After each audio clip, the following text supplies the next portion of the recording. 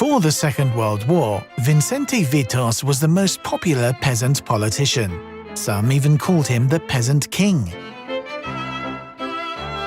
Back in the times of Poland's partitions, when our country did not exist on the political map of Europe, Witos was a prominent politician in the Austro-Hungarian Empire, even though he came from a poor family.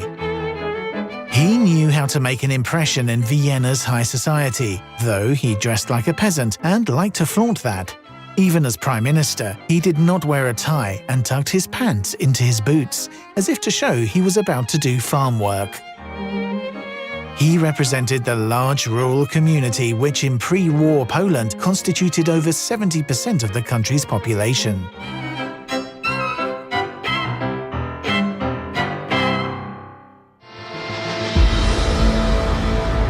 In the times of the impending conflict when the Bolsheviks were marching to Poland, he was the guarantor that a reborn Poland would not become the sole property of the lords. In other words, a country for the rich. That is why, during the Polish Bolshevik War, he became the Prime Minister of the Government of National Defense. He demanded a far-reaching agrarian reform and more land for peasants.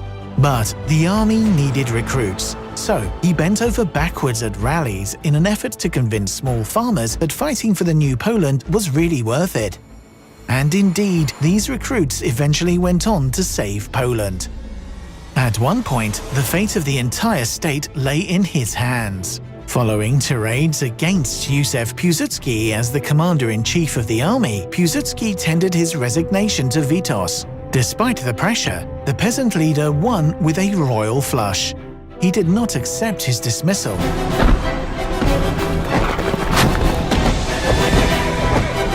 And 3 days later, the Poles crushed the Red Army.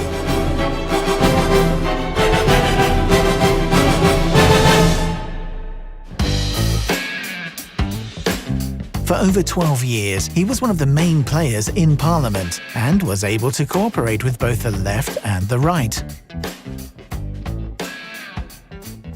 Even while he was the Prime Minister, he looked after his farm.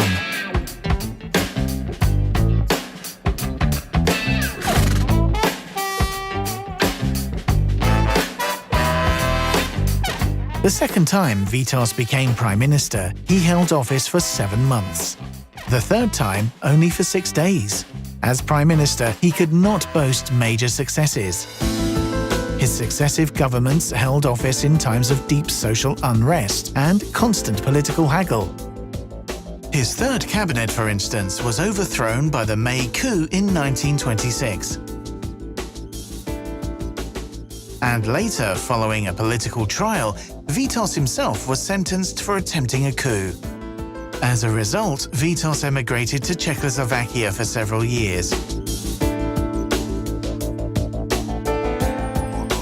Despite his banishment, Witos became a strong advocate and defender of democracy, and as time proved, one of the great fathers of Polish independence.